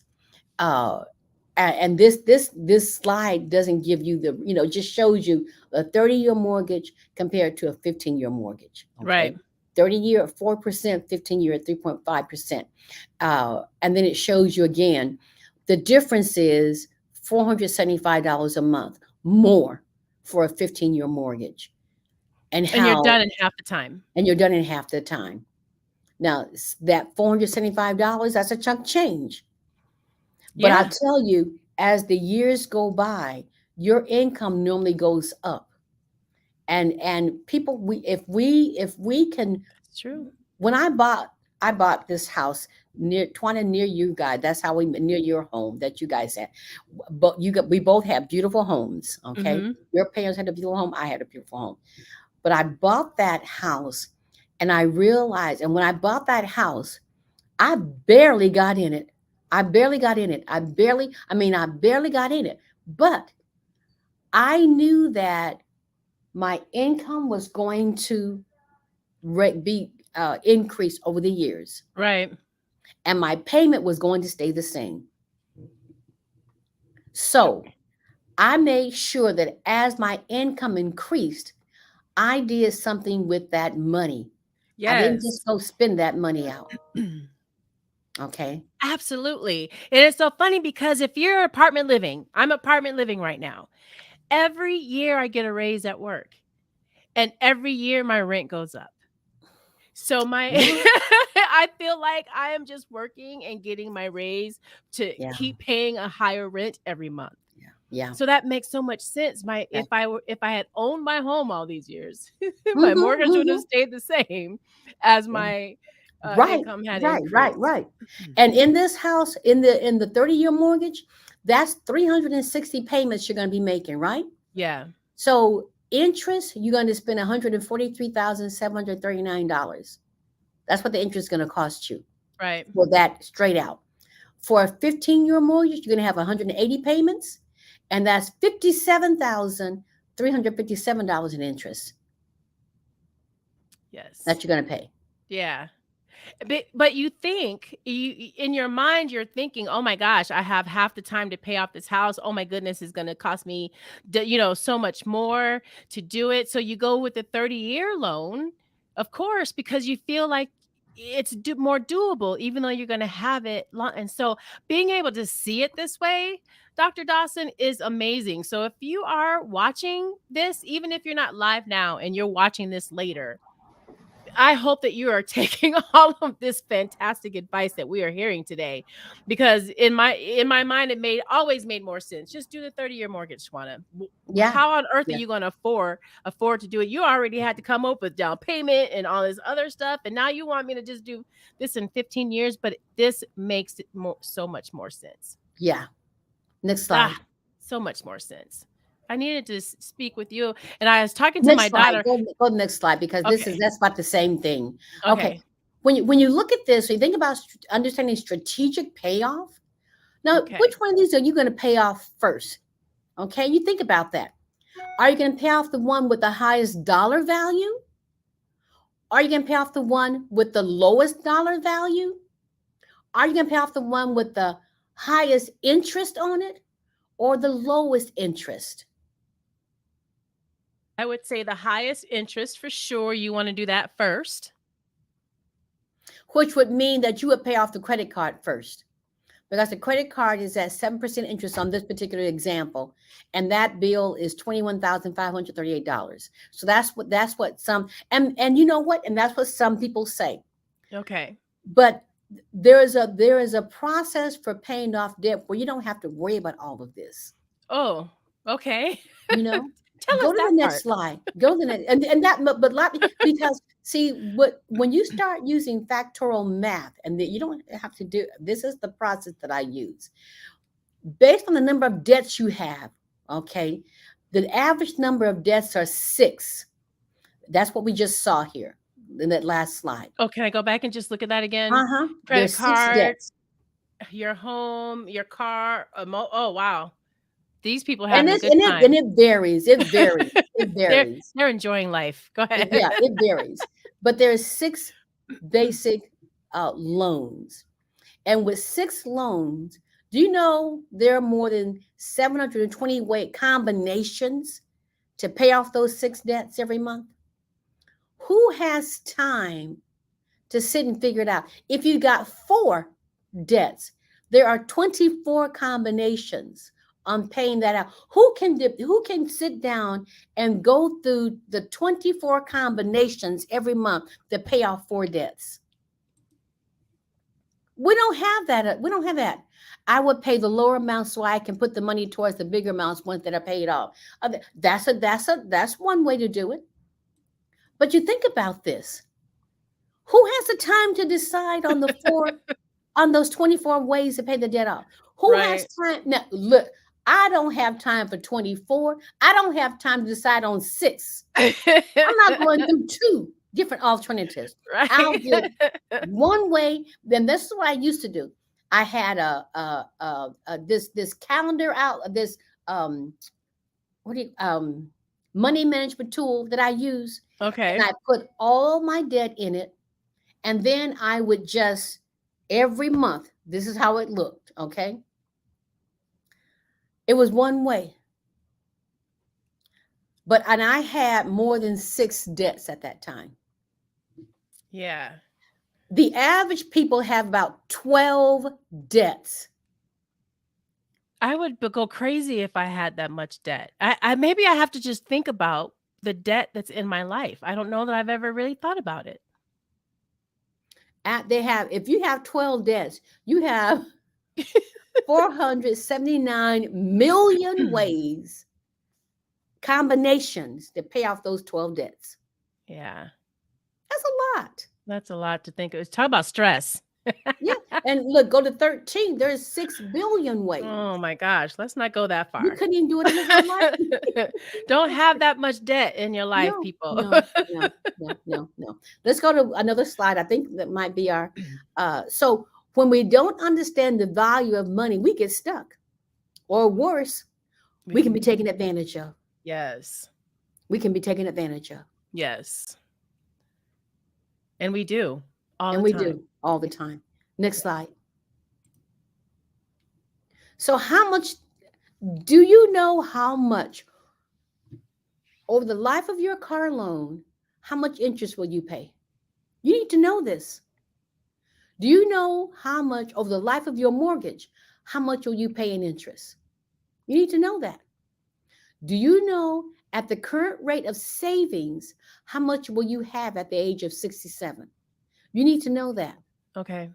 Do you know, based on how much money you will need each year in retirement, and at what age will you run out of money?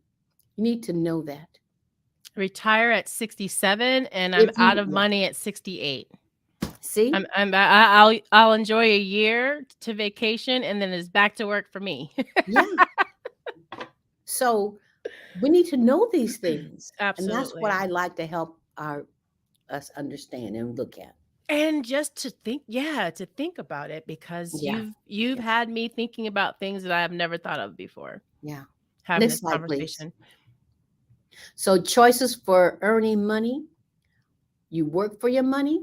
The number of hours in the day limit how much you can earn. Or your money is working for you. Yeah. There's no limit up to how much you can earn because your money grows independent of your personal efforts. And that's what we want, is our money working for us. Yes. And we have a lot of people, that are in the audience live or are coming back and watching on demand who we're all in different stages of our lives, whether it's age-wise, whether it's the amount of money that you're making right now and what you're doing with that money. We're all in very different phases, but the one thing that we can all do is concentrate on becoming financially literate so that big corporations will no longer be able to take advantage of us. I know it is definitely my goal to have my money making money for me. Absolutely. That is my goal. Yes. Next slide, please. So saving money earlier can make a significant difference. If you start at age 22 and you save $4,000 a year, that's going to be $333.33 a month. Now, if you do this for 8 years consecutively and just stop at age 29 and then leave the money alone, this is what you'll have at the end of that.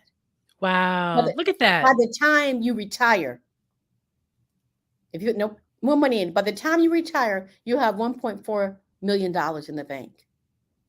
If you start at age 30 and you save $4,000 a year, and for 38 years in a row, you just put in that $333.33, and you stop at age of 67, this is what you'll have. Wow. Look at that. It makes a difference. That makes a big difference. At $4,000 a year for 38 years in a row. And if you continue to put the money in, you don't stop at 29. Yeah. Oh my goodness. Imagine. Yes, DJ D-Man. I took a picture of that and sent it to my boys. All right. Do that. Absolutely. Yeah. Absolutely. So get the money in now. The earlier you get your money in, the more you can build. Again, The value of money today is worth more than the value of money tomorrow. So if you get it in now when you're younger, you'll have it there and leave it there. Okay. Yeah. Have it there and leave it there. And that Next slide, 8 years, please. that's nothing. Okay, this is my last slide. Oh, I'm so glad I wanted to get this slide because I wanted to talk about the rule of 72. Okay. And this is what the banks all use for us. When you think about this, this is a very powerful formula. And you know, you have to divide 72 by the interest rate. And what you get is the number of years it's going to take your money to double. Okay. So if you have 1% interest rate divided by 72, it's going to take you 72 years to double. Okay. If you got 3% divided by 72, it'll take you 24 years for that money to double. So what this is telling you at the more interest you are earning, the less years it takes you to double your money. Right. So 12%, it takes you 6 years to double your money. Where If you can gain you 12%. earn 12%? Well, it's through investments. That's through Okay. investments. That's what I wanted when you to need say. a financial planner. That's when you need a financial planner. Yeah, you need a financial plan for all of this. Yeah, okay. Right. Because if you are got your money now, and the banks pay us less than 1% on Right. our money in the bank now. Yeah. That's So why it doesn't make sense to leave your money in a bank anymore. no sense at all. Unless you have $10 million in there, and then maybe you're going to get a nice little. Right. All right. So are there any questions or comments? Because I think we need to stop right here. Oh, Twana. we have been on a roll, and I think we've been able to answer the questions as they've come up. Yeah. But if Okay. anyone else has any more questions, that would be awesome. I know that that's always kind of my concern, is that everyone is kind of starting in a different place. And like And I said on this slide here, if you can't save money when you're young, pay off your debt earlier. Call me. Call me. Reach out to Dr. Yes. Dawson. We gave her, and so now we've gone through the whole. Is this all of the slides? No. Oh, I was gonna say, is this something that we can share? But we didn't go There's through all. still- You there's let me still know more. later. Yeah, I'll let you know. There's still more. There's a lot. I don't know what number we're on right there. 48. Oh gosh, yeah, I got more than 60. So Okay, so we have to do a part 2. And not when you're at a conference. So yes, if you didn't join us in the beginning, Dr. Dawson is actually in a conference. And at a retreat. It was at a retreat. And she Yeah. stepped away just so that she can still honor her commitment to us. Yeah, I And so want to really make sure I honored appreciate my that. commitment. I value. Listen, when I give my word, I have to stay with that. I appreciate that. So before I let you go, though, because we're not quite at the 2-hour mark, I want to do a couple of fun things. First of all, next month, March, is excuse me. I've been so I had valley fever last year, and when I was diagnosed with cancer, we just kind of put valley fever to the back burner because some things are more important to concentrate on than others.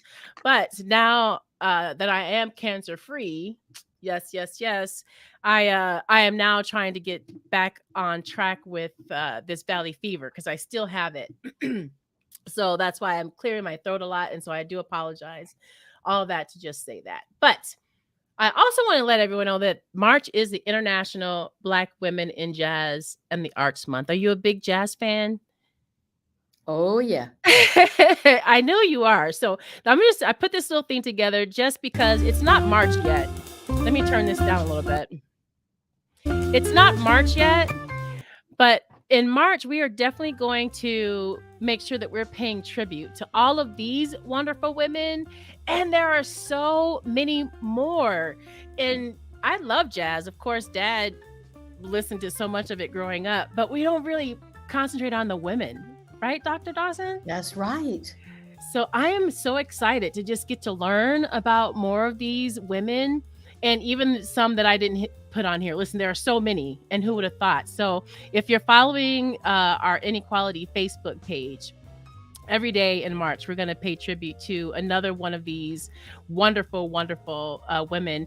And Nina Simone actually had breast cancer, died from breast cancer. And my friend Kelly Vision, who's on Twitch, Dr. Dawson, she did a spectacular tribute to her during our breast cancer awareness. And so I've got someone coming on in April. We're focusing on breast cancer all year this year, but we're going to talk about Nina Simone as well. And I put this little thing in there because I didn't really concentrate on more of the newer people in jazz, but I'm doing research on that too. So believe you me, it's going to be a really, really fun month learning about all of these beautiful, beautiful women. So I just wanted to let everyone know about that.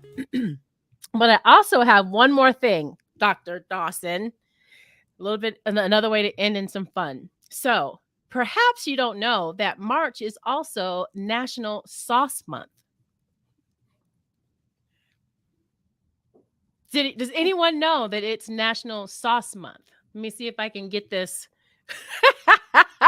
So I learned about this and I was like, how can we have some fun with National Sauce Month? So here we are, right? And this is with the Food Network. And who would have thought how many different sauces there would be? I really want to learn how to make a better pesto. Like there's a vodka sauce, and then this classic tartar sauce, and then how many different kinds of barbecue sauces can you make? And then caramel sauce, like there's the sweet sauces, the savory sauces, holiday sauce. So guess what we're gonna do? We're gonna get sauce. We're gonna get sauce together. Sauce together. Yeah. So we're actually going to pick a recipe during the show on Saturday. So you got to be here live.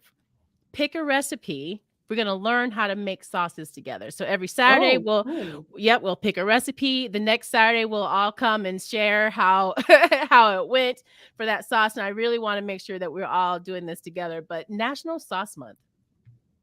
I love it. And this is my birthday month too. Yes. Disco Darren, welcome in. Who? I don't even know what that means. Who are you hooing about? National Sauce Month. We're going to take care of that. But that was really amazing. Oh, I almost forgot one of the more important parts. The investment group, Dr. Dawson. And I know that you're not a financial advisor. But one of the things that I wanted to challenge our audience to do together is to invest. And there are all different ways to invest your money. Lots of different ways. Stock market, real estate, there's all kinds of ways to invest your money. Joining groups, not joining groups. But August 14th is the International National Financial Awareness Day. And I had a friend and we were just talking about it, and the two of us made the commitment to save $50 a month until that August 14th date. And then we would just get together, have a Zoom call, and invest our money, not as a group, but just individually. And leading up to then, we can share tips, different ways to invest, your money. What's been successful for you? Is the stock market the way to go? Do you have other ways to invest? All kinds of things. And so I created a Facebook page for that so that we can invest together. What do you think? Well, I think that's great for you to do. I can't speak to that, but I think that's something that's great for. Yeah, and I really hope that we can get some people. And again, this is something that's, even once the group is established and we're in here and we're sharing, and August 14th comes and we invest our money, it's still going to be fun to keep in touch with people and find out how those investments worked. And it's not going to be a whole bunch of money. Her and I, like $50 a month. What's that going to be, like $350 maybe? But we want to start somewhere for those people who have never invested ever in their lives. So, I mean, outside of your 401k, yeah. I mean, I've had my 401k, but there's really nothing that I do for that, right? Yeah. Oh, yes. Disco Darren, Sauce Month. It is Sauce Month in March. So, Juana, I have to say thank you so much for giving me the opportunity to be with you again today. Thank you. Thank you. What's your parting message for the audience? I know we've talked about a lot of different things, but what do you want to leave them with today? What, call me and let's see how I might be able to assist you in getting on track with becoming debt free, and start early. Just start early and try and working with and putting away your funds so that you can have um, a wealthier life. But give me a call. Hit my email up. Yes, her email is in the chat, everyone. Mhm. Carlian.Dawson@gmail.com. Very easy. Her name is right there on the screen for you. That's how you spell it. All right, Dr. Dawson, I know that you need to wrap up your retreat. I appreciate you Yes. staying. Everyone, stick around. I do have some housekeeping stuff to mention to you, but we will let Dr. Dawson go. Again, thank you, thank you, thank you so You're much. welcome. I love Thank you. you. Thank you. I love you. All right, we'll talk again soon. Bye. Bye. All right, so I appreciate you guys coming in. Just have a few things that I want to leave you with. Um, Again, I am so grateful that you take the time out to be here with us. You don't have to be, but I hope that you got the opportunity to hear some things during this show that maybe you hadn't heard from before. I know a lot of us don't think about money as being financially literate, and we seem to be taken advantage of a lot. There are no consumer protection agencies out there really working for us.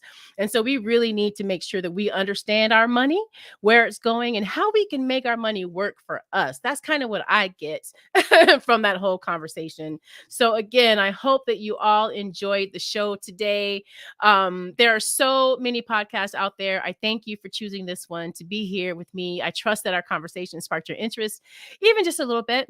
I believe that we are at a time and a place where we must stop and take a deep look into where we are and how we got here. Knowing history is important. It's time to challenge ourselves and think deeply about why we accept inequality. Why is it perfectly normal for someone to work 2 jobs to make ends meet and still can't qualify to own a home? Why do we think it's okay for our public education system to clearly underperform for our children and not do more to improve our schools? What is your answer? Like, is your answer some of us just don't deserve better, that some of us just don't want better? I hope that isn't your answer, but I do hope to inspire you to have an actual answer, like to think about that. Why? Have an actual answer and feel what that means to you. If your answer allows you to ignore, justify, or accept inequality, then we have work to do. I'm here to take you to a place of understanding that we're all the same. And if you feel like you deserve everything, then we should feel that way for everyone else. And so let me just tell you who's going to be on the show tomorrow.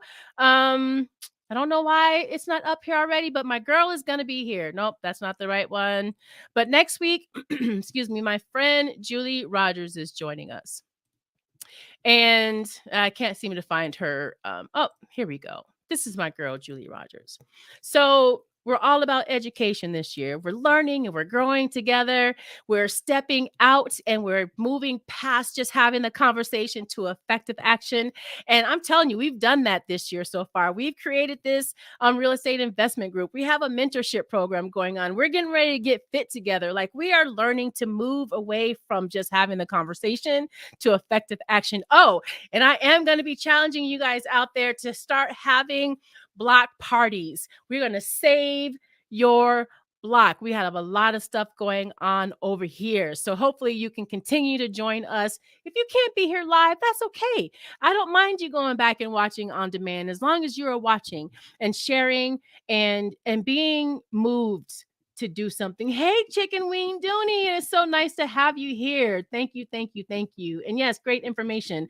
I'm going to work with Dr. Dawson to see if I can provide this deck for you, because it has so much information.